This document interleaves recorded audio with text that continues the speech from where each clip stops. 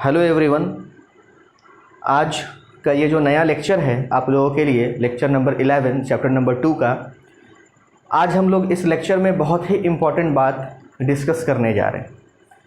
हम लोगों ने अभी तक के लेक्चर में जितनी भी बातें की उसमें ज़्यादातर हम लोगों ने चर्चा किया पैरेलल प्लेट कैपेसिटर का, और बार बार एक टर्म आ रहा था कंडक्टर। बार बार हम लोग जिस टर्म के बारे में पढ़ रहे थे उसका नाम था क्या? कंडक्टर। लेकिन उस कंडक्टर से अलग एक अलग प्रॉपर्टी वाला सब्सटेंस जिसका नाम है डाई इलेक्ट्रिक। हमने बोर्ड पे वो टॉपिक लिख रखा है जिसका नाम क्या है? Dielectric. तो आज हम लोग इस वीडियो लेक्चर में डाई इलेक्ट्रिक को कवर करेंगे, यानी डाई इलेक्ट्रिक के बारे में जानेंगे होता क्या है, कितने टाइप का होता है, और जब इसे किसी इलेक्ट्रिक फील्ड में डाल दिया जाता है एक्सटर्नल इलेक्ट्रिक फील्ड में तब इसके साथ क्या होता है। देखिए, हमने आपको जब पैरेलल प्लेट कैपेसिटर पढ़ाया था तब हमने आपको कुछ बहुत ज़रूरी बातें बताई थी पैरेलल प्लेट कैपेसिटर से रिलेटेड। हमने कहा था, हमने सबसे पहले आपको ये बताया था कि हम लोग कैपेसिटर इसलिए बनाते हैं ताकि उस डिवाइस के ऊपर हम लोग चार्ज को स्टोर कर सकें, और जब हमको कम समय में बहुत ज़्यादा चार्ज की ज़रूरत हो तो वो कैपेसिटर हमें कम टाइम में बहुत ज़्यादा चार्ज अचानक से दे देगा, जो कैमरास वगैरह में यूज़ होता है या फिर आपके घर में जो फ़ैन लगा होता है उसमें वो कंडेंसर के रूप में फिक्स किया जाता है। अब हर कैपेसिटर का अपना कैपेसिटेंस होता है, कैपेसिटी होता है। हमने कैपेसिटर का एग्जाम्पल आपके घर में रखी हुई बाल्टी से दिया था कि आप लोग घर में बाल्टी इसलिए रखते हो ताकि उसमें पानी हम स्टोर कर लें, और जब ज़रूरत पड़े अचानक बहुत ज़्यादा आदमी हमारे घर में आ जाए तो हम एक ही बार में उनको पानी सप्लाई कर सकें। वैसे तो पानी नल से भी आता है, लेकिन अचानक 10 लोगों को पानी की ज़रूरत होगा तो हम नल से तो सप्लाई कर नहीं सकते क्योंकि वो तो बहुत कम अमाउंट में एक फिक्स रेट में निकलेगा, लेकिन बाल्टी से हम तुरंत निकाल के और सबको सप्लाई कर सकते हैं। तो कैपेसिटर भी वैसे ही वर्क करता है, जितना चार्ज का ज़रूरत है वो अपनी कैपेसिटी के हिसाब से अचानक एक ही वक्त में उतना चार्ज हमें दे देता है। तो कैपेसिटी जो थी, कैपेसिटेंस जो था पैरेलल प्लेट कैपेसिटर का, 3 चीज़ों पे डिपेंड किया था।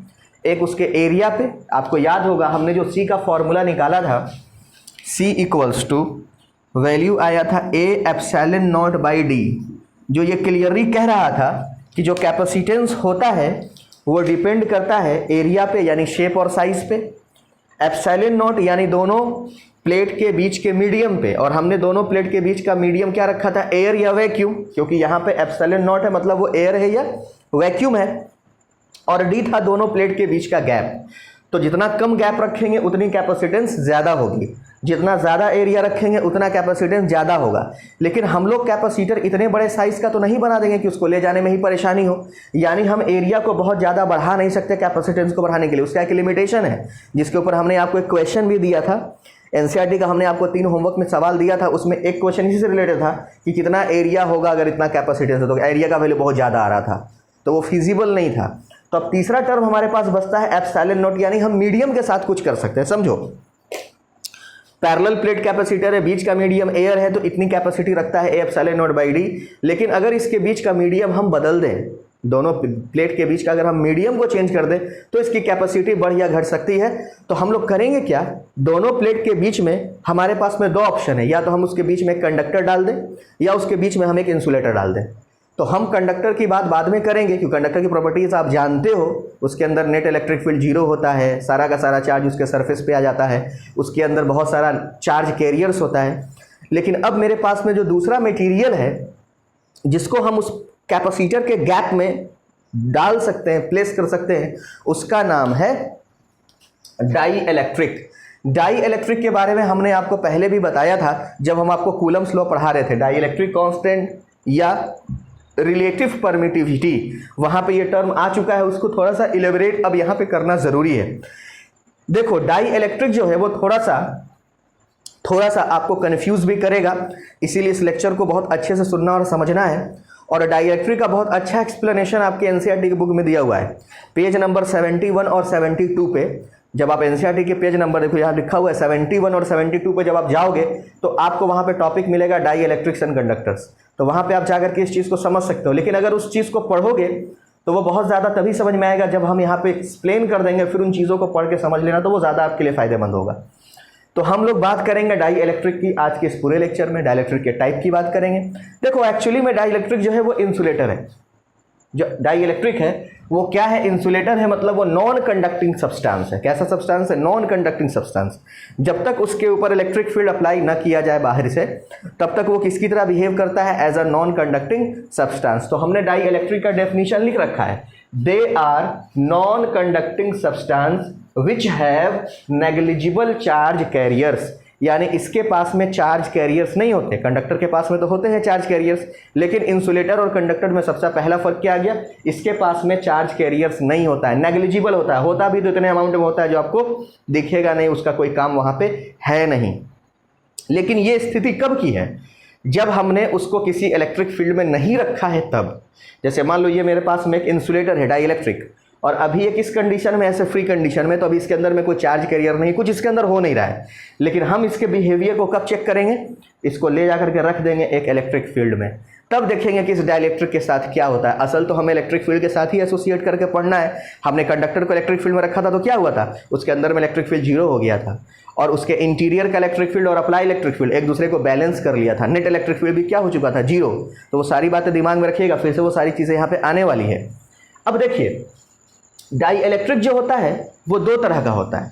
डाई इलेक्ट्रिक सब्सटेंस 2 तरह के मॉलिक्यूल से मिलकर बनते हैं। कुछ डाई इलेक्ट्रिक सब्सटेंस होता है जो पोलर मॉलिक्यूल से मिलकर बनता है, जिन्हें हम लोग पोलर डाई इलेक्ट्रिक्स कहते हैं। और कुछ डाई इलेक्ट्रिक स्लैब जो होता है उसके अंदर में नॉन पोलर मॉलिक्यूल्स या एटम्स मौजूद होते हैं, तो उन्हें हम लोग नॉन पोलर डाई इलेक्ट्रिक्स कहते हैं। यानी डाई इलेक्ट्रिक जो है वो आपका 2 तरह का हुआ।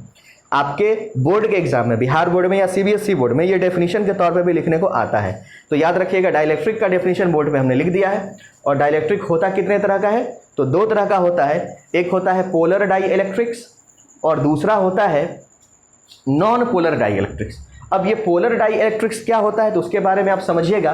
देखिए, पोलर नाम से ही क्लियर है, जिसके पास पोलरिटी हो। पोलरिटी का मतलब हमने आपको इलेक्ट्रिक डाइपोल एक ज़माने में पढ़ाया था, बहुत लेक्चर पहले। तो हमने आपको ये कहा था कि जो इलेक्ट्रिक डाइपोल होता है ना, उसके पास में 2 चार्ज होता है। एक नेगेटिव चार्ज होता है उतना ही अमाउंट का, एक उतना ही अमाउंट का पॉजिटिव चार्ज होता है, और इसके बीच में बहुत कम सेपरेशन होती है। तो ये मिल करके एक इलेक्ट्रिक डाइपोल का फॉर्मेशन करते हैं। तो कुछ वैसा ही डेफिनेशन इसका भी है। देखिए, जो आपके पोलर डाई इलेक्ट्रिक्स होते हैं, डाई इलेक्ट्रिक का वो टाइप जिसे हम लोग पोलर बोलोगे, तो उसके पास क्या होगा? जब तक उसके ऊपर इलेक्ट्रिक फील्ड अप्लाई ना किया जाए, जब तक उसके ऊपर इलेक्ट्रिक फील्ड अप्लाई ना किया जाए, इन the absence of external electric field the centres of positive and negative charges do not coincide in these atoms और मॉलिक्यूल्स। यानी देखो, हम एक फिगर से आपको समझाने का कोशिश करते हैं। मान लीजिए ये हमारे पास में एक मॉलिक्यूल है जिसका पॉजिटिव चार्ज मान लो कि इधर कॉन्सेंट्रेटेड है, और जो नेगेटिव चार्ज है ना, नेगेटिव चार्ज वो इधर कहीं कॉन्सेंट्रेटेड है। यानी जो CG है, सेंटर ऑफ ग्रेविटी जो है नेगेटिव चार्ज का, वो कहीं और है। अब पॉजिटिव चार्ज का वो कहीं और है। इसको थोड़ा और हम सिंप्लीफाई करके बनाते हैं। मतलब मान लो ऐसा, पॉजिटिव चार्ज अपना कहीं और है और नेगेटिव चार्ज अपना कहीं और है। तो माइनस से प्लस क्या होता है? Electric dipole moment. यानी इसका जो इलेक्ट्रिक डाइपोल मोमेंट का डायरेक्शन होगा माइनस से किधर होगा? प्लस। यानी इसके पास में कुछ ना कुछ इलेक्ट्रिक डाइपोल मोमेंट यानी कि P वेक्टर होगा। वही बात यहाँ बोर्ड पे लिखी हुई है। माइनस और प्लस एक जगह पे नहीं होते हैं, उनके बीच में कुछ गैप होता है। और जब गैप होगा तो इस तरह के मॉलिक्यूल का एक परमानेंट डाइपोल मोमेंट होगा। हमेशा इनके पास में क्या होगा? Permanent dipole moment. लेकिन अब देखो, हमने आपके सामने में जो फिगर बनाया वहां पे हमने आपको सिर्फ एक मॉलिक्यूल शो किया, सिर्फ एक मॉलिक्यूल। लेकिन अगर मान लीजिए मेरे पास पूरा एक स्लैब हो, पूरा एक टुकड़ा हो उस मटेरियल का, पूरा अगर मान लो मेरे को एक टुकड़ा दे दिया जाए, जैसे मान लो ये मोबाइल कवर जो है, ये मान लीजिए कि एक डाई इलेक्ट्रिक स्लैब है, ठीक है। ये पूरा का पूरा डाई इलेक्ट्रिक स्लैब है, तो इसके अंदर वैसे वैसे मॉलिक्यूल तो बहुत सारे होंगे। तो उसी स्लैब का हमने एक छोटा सा फिगर यहाँ पे बनाया है। और E बराबर 0 कहने का मतलब अभी हमने इसके ऊपर इलेक्ट्रिक फील्ड अप्लाई नहीं किया है। मतलब ये जो मेरा डाई इलेक्ट्रिक स्लैब है वो यूं ही बिना एक्सटर्नल इलेक्ट्रिक फील्ड कहीं रखा हुआ है। तो इसके अंदर जो मॉलिक्यूल्स होंगे वो रैंडमली ओरिएंटेड होंगे। उनका डाइपोल मोमेंट जो होगा वो रैंडमली होगा। देखो, इसका माइनस से प्लस डाइपोल मोमेंट इधर हो गया, इसका माइनस से प्लस डाइपोल मोमेंट इधर हो गया, इसका माइनस से प्लस डाइपोल मोमेंट नीचे हो गया, इसका माइनस से प्लस डाइपोल मोमेंट ऊपर हो गया। यानी सभी का एक डायरेक्शन में अलाइनमेंट नहीं होगा। अगर इलेक्ट्रिक फील्ड जीरो है, ये फिगर आपकी एनसीईआरटी के बुक में भी दिया हुआ है, इसीलिए हमने बोर्ड में बनाया ताकि आपको फिगर एनसीईआरटी बुक में समझ में आए कि इसका मतलब क्या है। तो ये क्लियरली कह रहा है कि जब इलेक्ट्रिक फील्ड अप्लाई नहीं किया गया तो उस स्लैब के अंदर जितने भी पोलर मॉलिक्यूल्स थे उन सभी का जो इलेक्ट्रिक डाइपोल मोमेंट है वो रैंडम डायरेक्शन में, देखो लिखा हुआ है, परमानेंट डाइपोल मोमेंट सबका अपना इंडिविजुअल तो होता है, इंडिविजुअल तो सबके पास अपना डाइपोल मोमेंट है, लेकिन but they are randomly oriented. ये इन सबका ओरिएंटेशन कैसा होता है? रैंडमली, सबका अपना अपना है। जैसे मान लो ये एक मॉलिक्यूल, इसका डाइपोल मोमेंट इधर, ये एक मॉलिक्यूल, इसका डाइपोल मोमेंट इधर, ये एक मॉलिक्यूल, इसका डाइपोल मोमेंट इधर, यानी उस स्लैब के अंदर, उस टुकड़े के अंदर बहुत सारे मॉलिक्यूल हैं, सबके पास अपना अपना डाइपोल मोमेंट है, लेकिन सबका डाइपोल मोमेंट किसी एक डायरेक्शन में नहीं है, सब लोग अपने अपने रैंडम डायरेक्शन में ओरिएंटेड हैं।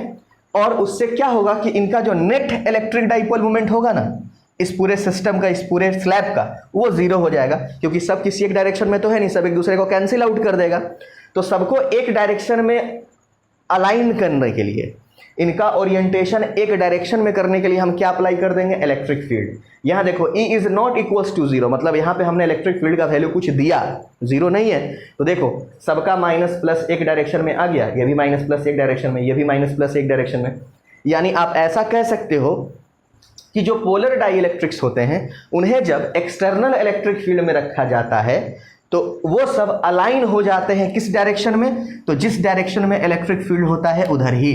मान लो हमने इधर इलेक्ट्रिक फील्ड अप्लाई कर दिया E, तो जैसे ही तुम इलेक्ट्रिक फील्ड अप्लाई करोगे तो आपको पता है इलेक्ट्रिक फील्ड के कारण चार्ज के ऊपर फोर्स लगता है F बराबर QE। नेगेटिव चार्ज किधर भागता है, किधर जाता है? इलेक्ट्रिक फील्ड के अपोजिट, उस पर फोर्स लगता है इलेक्ट्रिक फील्ड के अपोजिट, तो माइनस अपोजिट में गया। और प्लस किधर जाता है? जिधर इलेक्ट्रिक फील्ड होता है उधर ही जाता है। तो सारा का सारा प्लस इधर और माइनस उसके पीछे। और इलेक्ट्रिक डाइपोल मोमेंट भी किधर होता है? माइनस से प्लस, यानी जिधर आपका डाइपोल मोमेंट होगा, जिधर आपका P वेक्टर होगा उधर ही आपका कौन होगा? इलेक्ट्रिक फील्ड होगा। आप लोगों ने पहले भी पढ़ा था, हमने आपको पढ़ाया था कि अगर किसी इलेक्ट्रिक फील्ड में E वेक्टर में अगर किसी इलेक्ट्रिक डाइपोल को रख दिया जाए तो उसके ऊपर में टॉर्क लगता था, आप लोग को याद होगा। माइनस क्यू प्लस क्यू, एक इलेक्ट्रिक डाइपोल को हम लोग रख दें तो उसके ऊपर क्या लगता था? Torque, PE sine theta. और जो चाहता था कि इसको घुमा करके इलेक्ट्रिक फील्ड के डायरेक्शन में ले आए, तो सेम कहानी यहाँ पर है। ये सब घूम करके एक डायरेक्शन में जाना चाहेगा। जितनी बातें हमने आपको कही वो सारी बातें हमने यहाँ बोर्ड पे लिख रखी है, जिसे आपको नोट करना है। फिर से हम इसको पढ़ देते हैं। इन the absence of external electric field the centres of positive and negative charge do not coincide in this atoms और मॉलिक्यूल्स। नहीं कोइंसाइड करता है, माइनस कहीं और होता है, प्लस कहीं और होता है। And each molecule has a permanent dipole moment, सबका अपना अपना परमानेंट डाइपोल मोमेंट होता है। But they are randomly oriented, सबका ओरिएंटेशन रैंडम होता है। तो उससे क्या हो जाता है? उनका नेट इलेक्ट्रिक डाइपोल मोमेंट क्या हो जाता है? पोलर एटम्स का जीरो हो जाता है। Average dipole moment per unit volume of polar dielectric in the absence of external field is zero. Electric field नहीं है यहाँ पे, तो यहाँ पे नेट हम लोग कहेंगे एवरेज डाइपोल मोमेंट क्या हो जाएगा? Zero. But in the presence of external field dipole tend to align in the direction of field. ये ऐसे से ऐसा हो जाएगा। ये आपके एनसीईआरटी की बुक का भी फिगर है, इसमें वो फिगर बना हुआ है, आपको समझा दिया मैंने ये फिगर। किसी को कहीं कोई कन्फ्यूजन होता है तो फिर से हमको पूछ सकता है, हम उसको फिर से बता देंगे। तो आपको हमने पोलर डाई इलेक्ट्रिक के बारे में बता दिया, जिसके पास पहले से ही उसके मॉलिक्यूल्स के पास में इलेक्ट्रिक डाइपोल मोमेंट होता है, रैंडमली होता है, इलेक्ट्रिक फील्ड में रख देते हैं तो उसका रीओरिएंटेशन हो जाता है। उन सभी का क्या हो जाता है? रीओरिएंटेशन। दो वर्ड यहाँ पे बड़ा इंपॉर्टेंट है, एक होता है रीओरिएंटेशन और एक होता है स्ट्रेचिंग। एक होता है वर्ड स्ट्रेचिंग और एक वर्ड होता है रीओरिएंटेशन। तो याद रखिएगा, रीओरिएंटेशन किसका हो रहा है? तो रीओरिएंटेशन हो रहा है पोलर डाई इलेक्ट्रिक्स का। सब अपने अपने हिसाब से अलाइन था, अपने अपने हिसाब से इधर उधर था, जिगजैग, रैंडम। लेकिन जैसे ही इलेक्ट्रिक फील्ड में रखा तो सबका रीओरिएंटेशन हो गया, सब एक डायरेक्शन में आ गया। यानी अगर किसी पोलर डाइइलेक्ट्रिक को एक्सटर्नल इलेक्ट्रिक फील्ड में डाल दिया जाए तो सभी का इलेक्ट्रिक डाइपोल मोमेंट के डायरेक्शन का क्या हो जाता है? रीओरिएंटेशन हो जाता है। कभी कभी कोई आपसे पूछेगा कि रीओरिएंटेशन कब होता है डाइपोल्स का, तो कहिए किस केस में होता है? पोलर डाइइलेक्ट्रिक केस में होता है, क्योंकि पहले से तो उसके पास डायरेक्ट इलेक्ट्रिक डाइपोल है, लेकिन सब क्या है? रैंडम डायरेक्शन में है, इलेक्ट्रिक फील्ड में रखेंगे तो सब एक ही डायरेक्शन में क्या हो जाएगा, अलाइन हो जाएगा। क्योंकि आपको पहले से पता है कि किसी डाइपोल को अगर एक्सटर्नल इलेक्ट्रिक फील्ड में रखते हैं तो उस पर टॉर्क लगता है और वो टॉर्क चाहता है इसको अलाइन करना इन the direction of electric field, इसीलिए उनका अलाइनमेंट होता है, रीओरिएंटेशन होता है। तो ये कहानी है पोलर डाई इलेक्ट्रिक्स की। डायरेक्ट्रिक का डेफिनेशन लिखा हुआ है, ये सारी बातें आप अच्छे ढंग से कॉपी में नोट कीजिएगा, क्योंकि बहुत बेहतर नोट्स आपको इस चीज़ का चाहिए बाद में पढ़ने के लिए। एग्जाम्पल भी हमने आपको लिख रखा है, वाटर का एक परमानेंट डाइपोल मूवमेंट होता है, ये कैसा है, पोलर डाइलेक्ट्रिक है, alcohol, HCl hydrochloric acid, NH3, बहुत सारे इसका एग्जाम्पल है। कभी कभी आपके ऑब्जेक्टिव में बिहार बोर्ड में आ जाता है कि NH3 कैसा है, पोलर है कि नॉन पोलर डाइलेक्ट्रिक है, तो याद रखिएगा NH3 कैसा है तो पोलर डाइलेक्ट्रिक। केमिस्ट्री में भी इसका थोड़ा बहुत डिस्क्रिप्शन आपको पहले भी मिला होगा। अब हम लोग दूसरे टाइप पे जाएंगे जिसका नाम होगा नॉन पोलर डाई इलेक्ट्रिक। हमने कह दिया डाई इलेक्ट्रिक दो तरह का है, और हम लोग जब पैरेलल प्लेट कैपेसिटर के अंदर में डाई इलेक्ट्रिक डालेंगे उसकी कैपेसिटेंस को बढ़ाने के लिए, तो हमें देखना पड़ेगा कि हम कौन सा डाई इलेक्ट्रिक डालेंगे, पोलर या नॉन पोलर, उसके बारे में डिस्कस करेंगे। पहले इन चीज़ों को अच्छे से आप नोट कर लीजिए। अब हम लोग बात करते हैं नॉन पोलर डाई इलेक्ट्रिक्स के बारे में, और ये ज़्यादा इंपॉर्टेंट है क्योंकि इसी को हम लोग आगे बढ़ाएंगे अभी। हम लोगों ने डाई इलेक्ट्रिक समझा क्या होता है, नॉन कंडक्टिंग सब्सटेंस होता है जब तक क्योंकि उसके ऊपर कोई इलेक्ट्रिक फील्ड अप्लाई ना किया गया हो। दो तरह का होता है, पोलर और नॉन पोलर। पोलर हम समझ गए जिसके पास डाइपोल मूवमेंट होता है और उसका रीओरिएंटेशन हो जाता है अगर इलेक्ट्रिक फील्ड में रख दिया जाए। नॉन पोलर डाई इलेक्ट्रिक्स क्या होता है, नॉन पोलर डाई इलेक्ट्रिक्स उन्हें बोलते हैं जिसका नेगेटिव और पॉजिटिव चार्ज का सेंटर ऑफ ग्रेविटी उस मॉलिक्यूल में एक ही जगह पे अलाइन करे। ऐसे समझिए आप, मान लीजिए हमारे पास में ये एटम या मॉलिक्यूल का कोई स्ट्रक्चर है जिसका प्लस चार्ज यहीं पर है और सारे माइनस चार्ज ने इसको बिल्कुल घेर रखा है। यानी अगर सारे नेगेटिव का भी CG निकालेंगे ना, तो जहाँ प्लस वाला चार्ज है टोटल कॉन्सेंट्रेटेड, सारे नेगेटिव चार्ज को भी अगर देखा जाए उसका भी CG कहाँ होना चाहिए, तो प्लस वाले के ही पास। यानी प्लस और माइनस चार्ज के बीच में कोई दूरी नहीं होगी। यानी नॉन पोलर डाई इलेक्ट्रिक्स का मतलब जिसके मॉलिक्यूल्स या एटम के पास पॉजिटिव चार्ज और नेगेटिव चार्ज का सेंटर ऑफ ग्रेविटी कोइंसाइड करे, एक ही जगह पे हो। पोलर में क्या था, अलग अलग था, इसीलिए उसके पास में डाइपोल मोमेंट था। इसका क्या है, प्लस और माइनस चार्ज का सेंटर ऑफ ग्रेविटी एक ही जगह पर है, माइनस और प्लस के बीच में तो कोई दूरी है ही नहीं, यानी इसके पास में इलेक्ट्रिक डाइपोल मोमेंट भी नहीं होगा। वही बात यहाँ पे लिखी हुई है बोर्ड पे, इन the absence of external electric field, अभी हमने इलेक्ट्रिक फील्ड अप्लाई नहीं किया, the centre of positive and negative charges coincides in these atoms और मॉलिक्यूल्स। इस एटम या मॉलिक्यूल में जहाँ नेगेटिव चार्ज होगा वहीं पे कौन होगा, पॉजिटिव चार्ज होगा। अभी यहाँ पे इलेक्ट्रिक फील्ड हमारा क्या है, तो ज़ीरो है, अभी हमने इलेक्ट्रिक फील्ड अप्लाई नहीं किया। The dipole moment is zero, अगर माइनस और प्लस एक ही जगह पे हो जाए, जहाँ माइनस वहीं पर प्लस अगर हो जाए, कोई दूरी हो ही नहीं, तो P बराबर क्या होता है, चार्ज, कोई भी एक चार्ज है उसके बीच का दूरी है ही नहीं, तो P का वैल्यू क्या हो गया, ज़ीरो। ठीक है, यानी P बराबर क्या हो गया इसका, ज़ीरो। नॉर्मल स्टेट में डाइपोल मोमेंट क्या हो गया, ज़ीरो। अब क्या करते हैं ना, इसको हम लोग डालते हैं इलेक्ट्रिक फील्ड में, इलेक्ट्रिक फील्ड अप्लाई करके देखते हैं क्या होता है। तो आपको पता है कि जब यदि इलेक्ट्रिक फील्ड में किसी चार्ज को रखा जाता है तो उसके ऊपर फोर्स लगता है, कितना फोर्स लगता है, तो F बराबर QE, जो कि पॉजिटिव चार्ज को इलेक्ट्रिक फील्ड के डायरेक्शन में स्ट्रेच करेगा, ले जाएगा, और नेगेटिव चार्ज को इलेक्ट्रिक फील्ड के अपोजिट। यानी अगर इसे हम इलेक्ट्रिक फील्ड में डाल दें, तो क्या होगा, पॉजिटिव चार्ज किधर खिसकना स्टार्ट हो जाएगा, जिधर इलेक्ट्रिक फील्ड है, और नेगेटिव चार्ज किधर आ जाएगा, उसके अपोजिट। यानी अगर हम इसका डायग्राम इलेक्ट्रिक फील्ड में बनाएंगे तो प्लस किधर खिसक जाएगा, इलेक्ट्रिक फील्ड अगर मान लो हमने इधर अप्लाई किया, तो इलेक्ट्रिक फील्ड जैसे ही अप्लाई करोगे तो प्लस चार्ज किधर मूव करेगा, इलेक्ट्रिक फील्ड के डायरेक्शन में, F बराबर QE के अकॉर्डिंग, और माइनस चार्ज किधर शिफ्ट हो जाएगा, पीछे की ओर, माइनस चार्ज किधर शिफ्ट हो जाएगा, पीछे की ओर। तो देखिए तो ज़रा, जब ये नॉर्मल स्टेट में था, समझना यहाँ पे बात को, जब ये नॉर्मल स्टेट में है, इलेक्ट्रिक फील्ड जीरो है, प्लस और माइनस का CG एक ही जगह पर है, सेंटर ऑफ ग्रेविटी एक ही जगह पर है, लेकिन जैसे ही इलेक्ट्रिक फील्ड में डाला, प्लस चला गया इलेक्ट्रिक फील्ड के डायरेक्शन में और माइनस आ गया पीछे।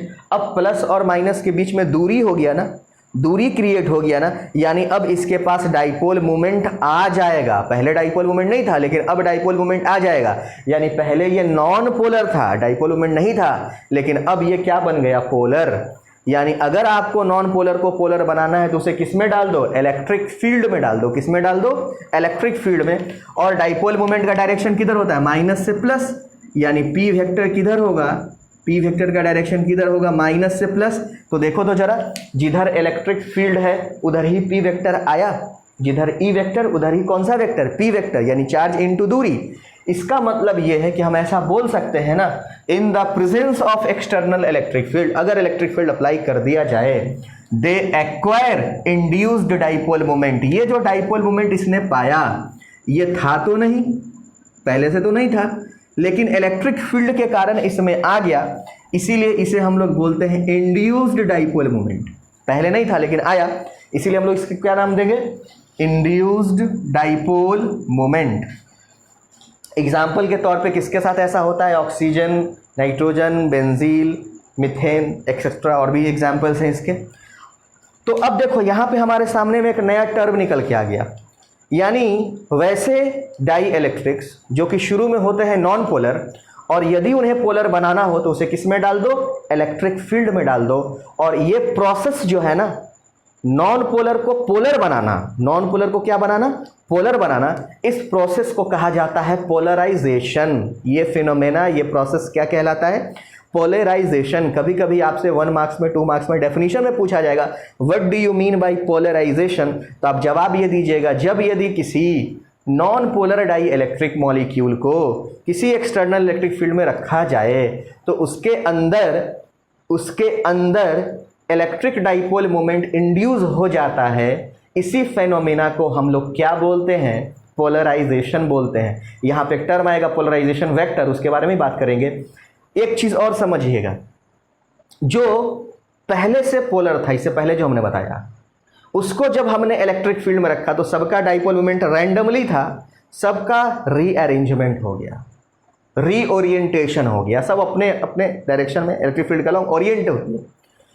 लेकिन अगर किसी नॉन पोलर को इलेक्ट्रिक फील्ड में रखा तो क्या हुआ, उसका प्लस कहीं और खिसक गया, माइनस कहीं और खिसक गया, यानी उसके अंदर स्ट्रेचिंग हुआ ना, खिंचाव आया ना, प्लस छोड़ के कहीं और जाना चाह रहा है और माइनस उसके पीछे जाना चाह रहा है।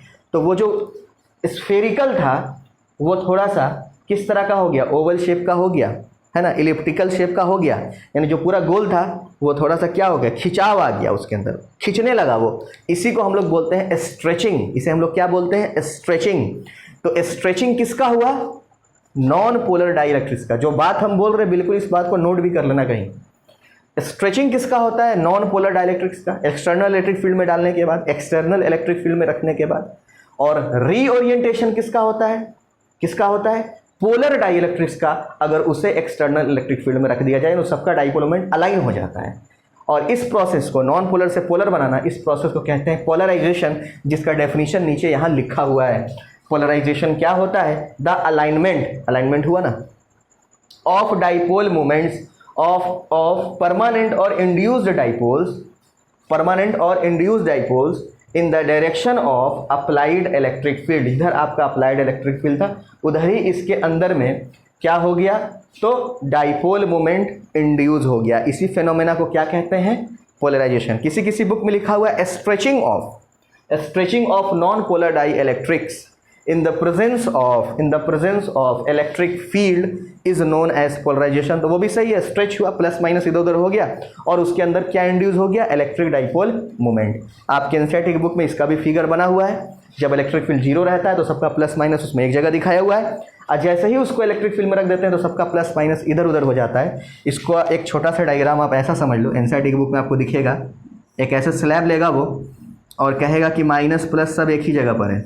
फिलहाल माइनस प्लस उस स्लैब का क्या है, एक ही जगह, क्योंकि हम देखो, हम जो डायग्राम बना रहे हैं वो एक मॉलिक्यूल का, हम एक एटम ले रहे हैं। लेकिन जब पूरा का पूरा स्लैब लेंगे, क्योंकि हमने एग्जांपल आपको दिखाया था कि अगर हम पूरा का पूरा स्लैब लेंगे तो इसके अंदर ऐसा बहुत सारा मॉलिक्यूल होगा। तो हम बहुत सारा मॉलिक्यूल, 4 मॉलिक्यूल दिखा दिया। अभी इलेक्ट्रिक फील्ड हम अप्लाई नहीं किए हैं, जीरो है, सब एक जगह पर है। लेकिन जैसे ही इलेक्ट्रिक फील्ड अप्लाई कर दोगे ना तो इसके अंदर क्या होगा, पोलराइजेशन, माइनस प्लस पीछे छूट, माइनस पीछे छूट जाएगा प्लस आगे आ जाएगा, माइनस पीछे छूट जाएगा और प्लस आगे। तो ये कब होगा? जब आप इलेक्ट्रिक फील्ड अप्लाई कर दोगे। इलेक्ट्रिक फील्ड अप्लाई आपने कर दिया तो इसमें पोलराइजेशन हुआ, पोलराइजेशन वेक्टर इधर हो गया। ठीक है, आप इस चीज़ को ऐसे भी समझ सकते हो, एक जिंदा एग्जाम्पल देते हैं। पोलराइजेशन को समझना हो तो आप एक तरह से ऐसे भी समझ सकते हो। जब इलेक्शन का समय आता है, या अभी तो आया हुआ बिहार में इलेक्शन का समय, तो वहाँ पे वोट्स का पोलराइजेशन होता है। न्यूज़ एंकर आपको बार बार कहेगा कि इलेक्शन के टाइम में वोट्स का पोलराइजेशन हो रहा है। तो पोलराइजेशन का मतलब सिंपल यही है कि अगर मान लो हम किसी और पार्टी को वोट करने वाले थे, लेकिन किसी दूसरी पार्टी ने आपको पैसा दिया और अपनी तरफ मूव करा लिया वोट, ऐसा कह सकते हैं ना। मान लो मेरा मन था कि हम कांग्रेस को वोट देते, लेकिन अगर किसी और पार्टी ने मेरे को पैसा दिया और हमारा वोट उस पार्टी को चला गया, यानी वहाँ पैसा जो है वो इलेक्ट्रिक फील्ड की तरह काम कर रहा है। आप पहले बाइज्ड नहीं थे, लेकिन अब हो गए। आप पहले पोलराइज्ड नहीं थे, आप पहले किसकी तरह थे? तो आप पहले आप नॉन पोलर थे, लेकिन जब आपको पैसा मिला तो आप उसकी तरफ चले गए, सबका डायरेक्शन एक तरफ हो गया। उसी फिनोमेना को हम लोग क्या नाम दे रहे हैं? पोलराइजेशन। तो पोलराइजेशन एक प्रोसेस है। नॉन पोलर को किस में तब्दील कर देगा? वो पोलर में, यानी उसके अंदर इलेक्ट्रिक डाइपोल मोमेंट पहले तो नहीं था, लेकिन वो इंड्यूस कर देगा। उम्मीद करते हैं इतनी सारी बातें आपको समझ में आई होगी। अगर इतना चीज़ आपको समझ में आया है तो अब हम लोग पैरेलल प्लेट कैपेसिटर के मीडियम के बीच में एक डाई इलेक्ट्रिक स्लैब को रख के उसका इंडक्शन देख लेते हैं, कैसे चार्ज इंड्यूस होता है, कैसे उसके अंदर का नेट इलेक्ट्रिक फील्ड जीरो नहीं होता है। इन सारी बातों को समझते हैं फिगर से। पहले आप इन सारी बातों को कर लीजिए नोट, इन सारी बातों को। देखिए हम लोग चलते हैं अब हम लोग चलते हैं नए टॉपिक की ओर, जिसका नाम है polarisation of dielectric slab. आप लोग डाई इलेक्ट्रिक का मतलब समझ गए, non polar, polar dielectric समझ गए। अब हमें यह समझना है कि अगर, जैसे कि हमने पहले ही बताया था कि कैपेसिटर का जो गैप होगा उसे हम लोग एयर की बजाय किसी और मीडियम से भरने की कोशिश करेंगे, और वो मीडियम कौन सा होगा? तो किसी डाई इलेक्ट्रिक स्लैब को उसके अंदर में हम इंट्रोड्यूस कराएंगे। वो डाई इलेक्ट्रिक स्लैब किस तरह से इंट्रोड्यूस होगा, उसका बिहेवियर कैसा होगा, उसे हम लोग अभी डायग्राम की मदद से समझने की कोशिश करेंगे। हम लोग सपोज ये करेंगे, हमारे पास में एक पैरेलल प्लेट कैपेसिटर है। मान लिया जाए हमारे पास में ये एक पैरेलल प्लेट कैपेसिटर है। अगर ये पैरेलल प्लेट कैपेसिटर है तो इधर होगा पॉजिटिव चार्ज और इस साइड में होगा नेगेटिव चार्ज। और चूंकि यहाँ पे प्लस और माइनस चार्ज है तो यहाँ पे इलेक्ट्रिक फील्ड भी होगा, और उस इलेक्ट्रिक फील्ड को हम लोग यहाँ पे दिखा देते हैं ई नॉट वेक्टर से, जहाँ पे ई नॉट वेक्टर हमारा क्या है? अप्लाइड, पहले से मौजूद है ये अप्लाइड एक्सटर्नल इलेक्ट्रिक फील्ड। ठीक है, और अभी इस गैप के बीच में, इसके गैप के बीच में एयर है। अभी फिलहाल इसके गैप के बीच में क्या है? एयर। तो सभी को पता है कैपेसिटेंस कितना हो जाएगा? ए एप्सिलॉन नॉट बटा डी, अगर एरिया ए हो, गैप डी हो। और इसका इलेक्ट्रिक फील्ड कोई पूछेगा तो सिग्मा बटा एप्सिलॉन नॉट। सिंपल है। लेकिन अब हम करने वाले ये हैं कि अब इस एयर को ख़त्म करेंगे। अब यहाँ पे हम एयर ना रख करके क्या करेंगे, इसके गैप में एक हम डाई इलेक्ट्रिक स्लैब ला करके रख देंगे। क्या ला कर रख देंगे? यहाँ पे हम एक डाई इलेक्ट्रिक स्लैब, ये जो हम ब्लैक मार्कर से बना रहे हैं, ये मान लीजिए कि कोई डाई इलेक्ट्रिक स्लैब है जिसने इस पूरे गैप को भर लिया। अगर ये स्लैब हम रखेंगे तो क्या होगा? तो मान ये लीजिए कि फिलहाल ये जो डाई इलेक्ट्रिक स्लैब है ना, वो नॉन पोलर मॉलिक्यूल्स का बना हुआ है। मतलब फिलहाल इसका पॉजिटिव और नेगेटिव चार्ज का सेंटर एक ही जगह पे है, लेकिन यहाँ तो इलेक्ट्रिक फील्ड अवेलेबल है। और अभी जस्ट कुछ देर पहले हमने कहा कि इलेक्ट्रिक फील्ड में अगर किसी non polar dielectric slab molecules को अगर रख दीजिएगा तो उसका पोलराइजेशन हो जाएगा। प्लस किधर चला जाएगा? इलेक्ट्रिक फील्ड का डायरेक्शन। माइनस किधर चला जाएगा? पीछे। यानी अगर इसका हम डायग्राम बनाएं तो कुछ ऐसा हो जाएगा। पहले क्या था? नॉन पोलर था, प्लस माइनस एक ही जगह पर, लेकिन इलेक्ट्रिक फील्ड है तो प्लस इलेक्ट्रिक फील्ड की ओर और माइनस उसके पीछे। यहाँ पे भी वही होगा, प्लस माइनस। यहाँ पे भी क्या होगा? वही प्लस और माइनस। जितने भी मॉलिक्यूल्स हैं सभी का क्या हो जाना है? पोलराइजेशन। सभी का यहाँ पे क्या हो जाएगा? पोलराइजेशन।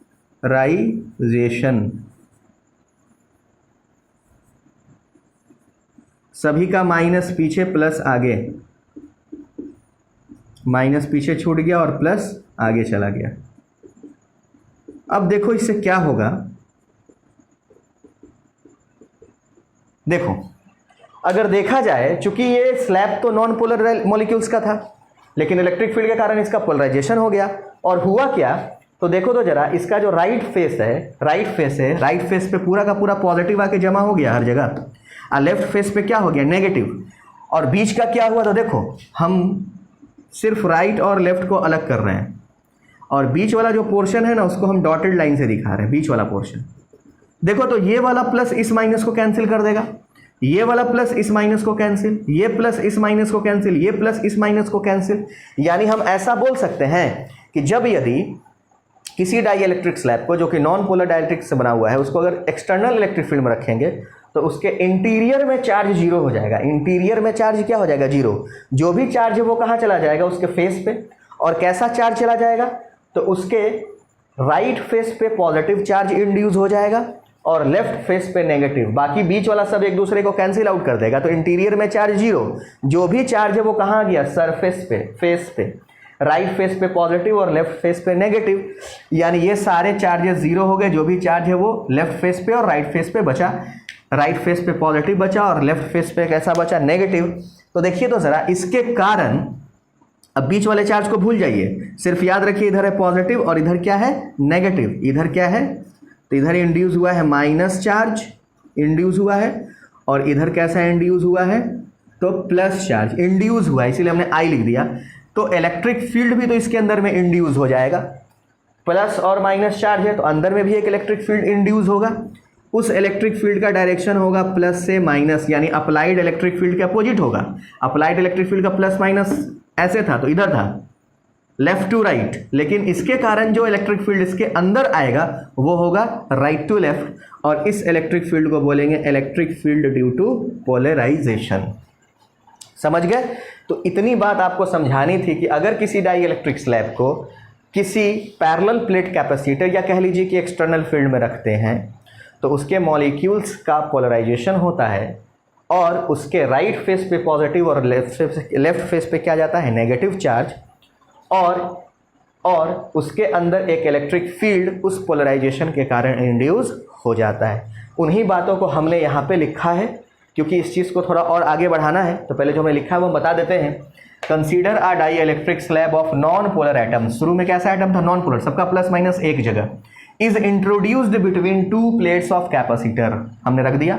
और जैसे ही रखोगे तो प्लस माइनस अपनी जगह पे नहीं रहेगा, पोलराइज हो जाएगा। As soon as the dielectric slab introduced, each molecules of the dielectric slab get polarised on the left side या लेफ्ट फेस पे कैसा चार्ज आ गया, तो नेगेटिव चार्ज। कैसा चार्ज आ गया, नेगेटिव चार्ज आ गया। और राइट फेस पे कैसा चार्ज आ गया, पॉजिटिव चार्ज। और यहाँ बहुत इंपॉर्टेंट बात लिखा हुआ है जो आप याद रखिएगा, there is no net charge in the interior of dielectric slab. Interior यानी कि जो हमने डॉटेड लाइन से दिखाया है उसके अंदर चार्ज जीरो। जो भी चार्ज है वो कहाँ चला गया, राइट और लेफ्ट फेस पे। और उस चार्ज के कारण ना the induced charges set up an electric field EP vector inside the dielectric slab. It is called electric field due to polarisation, जिसका डायरेक्शन अप्लाइड इलेक्ट्रिक फील्ड से क्या होगा, अपोजिट होगा।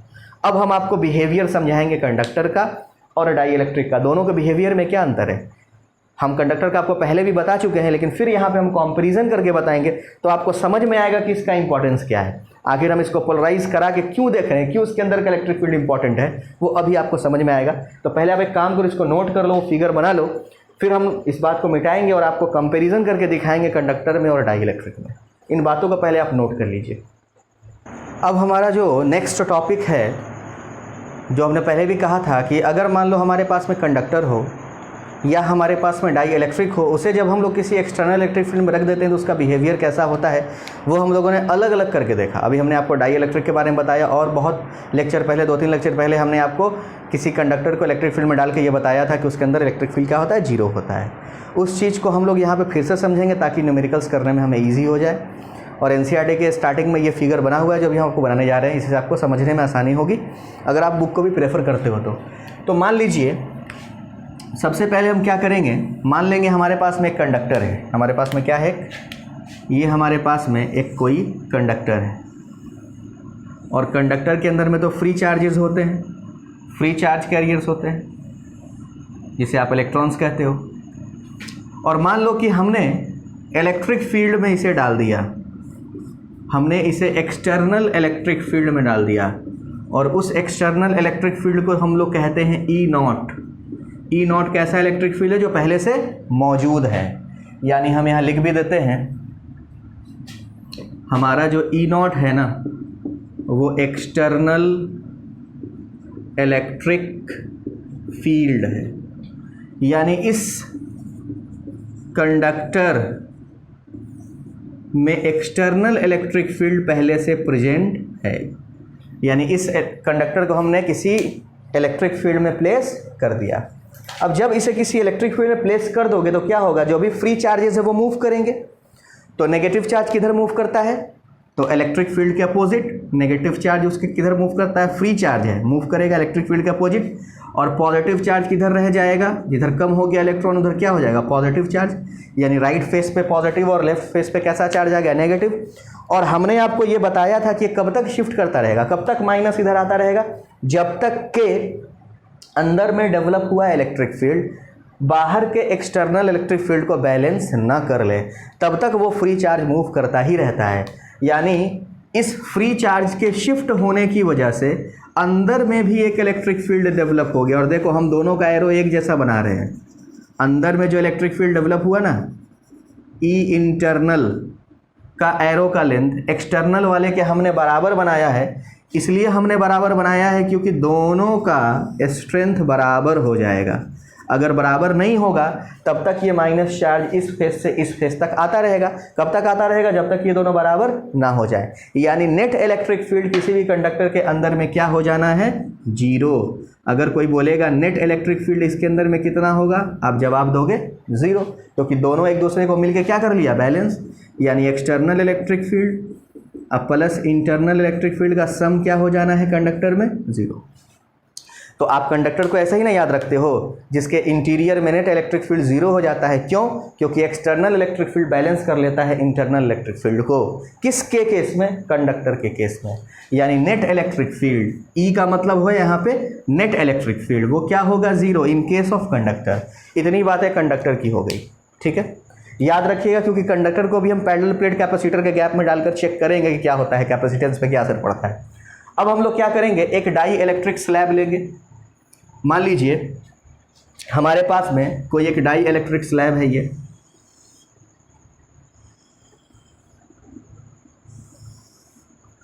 और इस डाई इलेक्ट्रिक स्लैब को हमने फिर से एक्सटर्नल इलेक्ट्रिक फील्ड में रख दिया। एक्सटर्नल इलेक्ट्रिक फील्ड में रख दिया। उस एक्सटर्नल इलेक्ट्रिक फील्ड को हम कितना माने हुए हैं? ई नॉट। वो एक्सटर्नल इलेक्ट्रिक फील्ड है कितना? तो ई नॉट। डायरेक्शन किधर से किधर? इधर से इधर। यानी इधर पॉजिटिव चार्ज है बाहर में, इधर नेगेटिव चार्ज। अब क्या होगा? चूंकि ये डाई इलेक्ट्रिक स्लैब है, ये क्या है? डाई इलेक्ट्रिक स्लैब है। तो होगा क्या? इसके अंदर तो फ्री चार्ज थे, मूव कर रहे थे, इसी कारण से इंटरनल और एक्सटर्नल बराबर हुआ था। लेकिन ये तो डाई इलेक्ट्रिक स्लैब है, इसके पास तो फ्री चार्ज नहीं है। इसमें चार्ज इंड्यूस होता है, हमने आपको भी बताया था। इसमें चार्ज क्या होता है? इंड्यूस। कैसा चार्ज इंड्यूस होता है? तो राइट फेस पे पॉजिटिव इंड्यूस हो जाता है और लेफ्ट फेस पे कैसा इंड्यूस हो जाता है? नेगेटिव। और चूंकि यहाँ पे चार्ज इंड्यूस हो चुका है तो इसके कारण यहाँ पे एक इलेक्ट्रिक फील्ड भी आएगा, और उस इलेक्ट्रिक फील्ड को हम लोग बोलते थे electric field due to polarisation. इसी को हम लोग बोलेंगे इंटरनल इलेक्ट्रिक फील्ड। अब की बार देखिए तो ज़रा, हमने इंटरनल इलेक्ट्रिक फील्ड का एरो एक्सटर्नल वाले से छोटा बनाया डाई इलेक्ट्रिक के केस में। क्यों? क्योंकि वो तो फ्री चार्ज के कारण डेवलप हुआ था, उसको बराबर होना था, नहीं होता तो चार्ज शिफ्ट करता रहता। लेकिन यहाँ चार्ज इंड्यूस हुआ है, तो चार्ज यदि इंड्यूस हुआ है तो इंटरनल इलेक्ट्रिक फील्ड का मैग्नीट्यूड एक्सटर्नल इलेक्ट्रिक फील्ड का मैग्नीट्यूड से कम रहेगा। यानी दोनों का सम जीरो के बराबर नहीं आएगा। यही मेन डिफरेंस है, हमने आपको जो यहाँ समझाना है। डाई इलेक्ट्रिक में और कंडक्टर में, कंडक्टर में दोनों बैलेंस करता है, जीरो होता है, यहाँ जीरो नहीं होगा क्योंकि external electric field plus internal electric field will must be not equals to zero in case of dielectric. यही मेन पॉइंट है, ये जीरो नहीं होगा। कौन बड़ा होगा कौन छोटा होगा? तो एक्सटर्नल इलेक्ट्रिक फील्ड क्या होगा? बड़ा होगा इंटरनल इलेक्ट्रिक फील्ड से। यानी यहाँ पे नेट इलेक्ट्रिक फील्ड कुछ ना कुछ आएगा, वहाँ जीरो हो गया था ना। यहाँ कुछ ना कुछ नेट इलेक्ट्रिक फील्ड यानी कि ई वैल्यू, ई वेक्टर आएगा। कितना आएगा? तो बड़े वाले वैल्यू में से छोटे वाले वैल्यू को क्या कर देंगे? Minus E not minus E internal, और इसका डायरेक्शन किधर होगा? तो जिधर बड़ा वाला वैल्यू होगा उधर ही। तो ये आ गया आपका मेन डिफरेंस। यहाँ नेट इलेक्ट्रिक फील्ड कुछ ना कुछ होगा। कितना होगा? एक्सटर्नल माइनस इंटरनल, वहाँ होगा 0। अब यहाँ पे एक टर्म आता है डाई इलेक्ट्रिक कांस्टेंट। हर डाई इलेक्ट्रिक स्लैब का एक डाई इलेक्ट्रिक कांस्टेंट होता है, जिसे आप लोग पहले भी जानते थे। हम लोग के से डिनोट करते थे। किससे डिनोट करते थे? के से। अब यहाँ पे उसको डिफाइन करने का समय आ चुका है। अगर कोई आपसे पूछेगा डाई इलेक्ट्रिक कांस्टेंट कितना होता है, तो आप देखना कि कितना इलेक्ट्रिक फील्ड तुम अप्लाई किए हो। कितना अप्लाई किए हो? ई नॉट। और ये देखना कि अब बचा कितना इलेक्ट्रिक फील्ड उसके अंदर में। उसके अंदर में नेट इंटरनल इलेक्ट्रिक फील्ड कितना बचा? ई। इतना अप्लाई किए, इतना उसके अंदर में इंड्यूस हुआ, तो इतना कैंसिल होके बचा कितना? रिड्यूस इलेक्ट्रिक फील्ड कितना हुआ? E, net electric field. उससे हम क्या कर देंगे? डिवाइड। यही बनेगा क्या? Dielectric constant. अगर कोई आपसे डाई इलेक्ट्रिक कांस्टेंट का डेफिनेशन पूछेगा तो it is defined as the ratio of applied electric field to the reduced electric field when the dielectric slab is placed in external electric field. It is denoted by capital K. इस definition को हम लिख भी देंगे, आप note भी कर लेना। आप अगर ये पूरा डिफरेंस समझ गए हो तो आज के क्लास का सबसे इंपॉर्टेंट पॉइंट यही था जो आपको समझाना था कि डाई इलेक्ट्रिक के केस में नेट इलेक्ट्रिक फील्ड 0 नहीं होता है, कुछ आता है, और कंडक्टर के केस में नेट इलेक्ट्रिक फील्ड 0 हो जाता है। ओके, इस बात को नोट कीजिए, फिर हम डिफाइन करते हैं और आपको आगे लेकर चलते। देखिए, जैसा कि मैंने आपको डाई इलेक्ट्रिक कांस्टेंट का डेफिनेशन बता दिया था, वहाँ से मैंने प्रूफ कर दिया था, उसको हमने बोर्ड पे लिख रखा है। The ratio of the strength of the applied electric field to the strength of reduced value of electric field or net electric field on placing the dielectric between the plates of the capacitor is called the dielectric constant of that medium। Formula आपके लिए ज़्यादा important है, वो आप याद रखिएगा। जितना apply करोगे इलेक्ट्रिक फील्ड वो और डिवाइडेड बाई जितना नेट इलेक्ट्रिक फील्ड आएगा वो, उन दोनों के रेशियो को हम लोग क्या बोलेंगे? Dielectric constant. ऑब्वियस सी बात है, एक्सटर्नल इलेक्ट्रिक फील्ड है, अप्लाइड इलेक्ट्रिक फील्ड है, और ये रिड्यूस वैल्यू है। इसका वैल्यू कम होगा, ये ज़्यादा होगा, तो हमेशा के का वैल्यू 1 से क्या आएगा? ज़्यादा। डाई इलेक्ट्रिक कांस्टेंट किसी भी मटेरियल का वो 1 से हमेशा क्या होता है? ज़्यादा। यहाँ पे सोचने वाली बात ये है कि अगर कोई आपसे पूछेगा कि नेट इलेक्ट्रिक फील्ड कितना हुआ, नेट इलेक्ट्रिक फील्ड कितना हुआ, अगर कोई आपसे पूछेगा तो ई बराबर फॉर्मूला क्या बनेगा? अप्लाइड इलेक्ट्रिक फील्ड अब बटा डाई इलेक्ट्रिक कांस्टेंट। समझो, यहाँ पर डाई इलेक्ट्रिक कांस्टेंट को हम डिफाइन करते हैं जब किसी इलेक्ट्रिक फील्ड में किसी स्लैब को डाल देते हैं, और ई क्या है? उस स्लैब के अंदर का नेट इलेक्ट्रिक फील्ड। तो देखिए तो जरा, उस स्लैब के अंदर का net electric field applied electric field से के टाइम्स कम हो गया। याद करो, कूलम्स लॉ में हमने आपको रिलेटिव परमिटिविटी या डाइइलेक्ट्रिक कांस्टेंट का डेफिनेशन दिया था कि फोर्स जितना एयर में होता है वो, और फोर्स जितना किसी मीडियम में होता है वो, उसी के रेशियो को बोलते हैं डाइइलेक्ट्रिक कांस्टेंट। सेम चीज़ है, देखिए, एयर वाला या वैक्यूम वाला इलेक्ट्रिक फील्ड ये, और जब किसी मीडियम में चले गए तो इलेक्ट्रिक फील्ड ये, इन्हीं दोनों के रेशियो को हम लोग यहाँ पे क्या बोल रहे हैं? Dielectric constant. यानी हम सिंपल भाषा में ऐसा कह सकते हैं कि अगर किसी एक्सटर्नल इलेक्ट्रिक फील्ड में किसी डाइइलेक्ट्रिक स्लैब को रख दिया जाए तो उसके अंदर का जो इलेक्ट्रिक फील्ड होता है ना, वो के टाइम्स यानी अपने डाइइलेक्ट्रिक कांस्टेंट के टाइम्स उतना गुना कम हो जाता है, यानी इलेक्ट्रिक फील्ड कम हो जाता है। और इलेक्ट्रिक फील्ड अगर कम होगा तो कैपेसिटेंस इंक्रीज करेगा। इस बात को भी हम लोग प्रूफ करेंगे, क्योंकि हमें चलना कैपेसिटेंस तक ही है। एक और यहाँ पे डेफिनेशन कभी कभी एग्जाम में आता है लिखने के लिए, पोलराइजेशन वेक्टर। तो देखो, आपने क्या किया था? नॉन पोलर डाइइलेक्ट्रिक को इलेक्ट्रिक फील्ड में रखा, वो पोलर हो गया मतलब वो पोलराइज हो गया। तो अगर मान लीजिए मेरे पास में पूरा एक स्लैब दिया हो, एक टुकड़ा, और कहा जाए कि इसका पोलराइजेशन वेक्टर कितना होगा, तो जितना उसके अंदर में डाइपोल मोमेंट इंड्यूस होगा पर यूनिट वॉल्यूम, उसी को हम लोग बोलेंगे पोलराइजेशन वेक्टर। डिनोट करेंगे पी से। The induced dipole moment per unit volume is known as polarisation vector. यानी आप ऐसा बोल सकते हो, पी वेक्टर बराबर डाइपोल मोमेंट कितना इंड्यूस होता है, तो चार्ज इंड्यूस्ड इंटू दूरी। डाइपोल मोमेंट का फॉर्मूला तो आपको याद होगा, चार्ज इंटू दोनों चार्ज के बीच का दूरी। हमने इंड्यूस के लिए यहाँ पे आई यूज़ किया है, चार्ज इंड्यूस इंटू दूरी, और पर यूनिट वॉल्यूम है। तो सबको पता है, अगर मान लो मेरे पास में एक स्लैब हो, इसका दोनों स्लैब के बीच का दूरी अगर डी हो, और इसका एरिया अगर ए हो तो एरिया को जैसे ही थिकनेस से गुना करेंगे, मोटाई से, वॉल्यूम मिलेगा। किसी चीज़ के एरिया को उसके मोटाई से गुना करते हैं तो क्या मिलता है? वॉल्यूम। यानी वॉल्यूम के लिए एरिया गुना क्या हो जाएगा? थिकनेस। यानी वैल्यू क्या बचेगा? डी से डी हमारा cancel, charge induced by area. और सभी को पता है charge induced, charge per unit area को कहते हैं सरफेस चार्ज डेंसिटी। आई मतलब इंड्यूस्ड। हम जब कभी बात करेंगे डाई इलेक्ट्रिक स्लैब का तो वो चार्ज इंड्यूस्ड होता है, कंडक्टर में फ्री चार्ज होता है।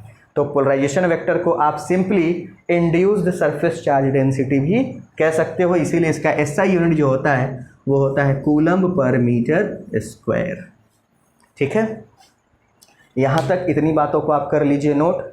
देखिए आज के इस लेक्चर में थ्योरी का पोर्शन बहुत ज़्यादा था और बहुत ज़्यादा बात आपको समझ करके अपने दिमाग में रखना है। इसीलिए हमने आपको जो लास्ट लेक्चर आपको होमवर्क दिया था, कुछ क्वेश्चन कुछ लोगों ने बनाकर सेंड भी किया है, कुछ लोगों को कुछ कन्फ्यूज़न था उन्होंने पूछा भी था, लेकिन आज के लेक्चर में हम उस पर ज़्यादा डिस्कशन नहीं करेंगे। उस पर डिस्कशन हम लोग अगले लेक्चर में करेंगे, क्योंकि आज के लेक्चर में थ्योरी बहुत ज़्यादा है, लिखना आपको बहुत ज़्यादा है। तो आज के लेक्चर में जितना हमने बताया उसको लिख के समझ करके अगले लेक्चर में हम लोग पिछला न्यूमेरिकल का भी डाउट क्लियर करेंगे। जिन लोगों ने नहीं बनाया है न्यूमेरिकल को बनाने की कोशिश करेंगे, उसको भेजेंगे। 3 हमने आपको होमवर्क में दिया था। उसके बाद अगले लेक्चर में हम लोग इन सभी के ऊपर न्यूमेरिकल्स देखेंगे। तब तक के लिए ओके, थैंक यू।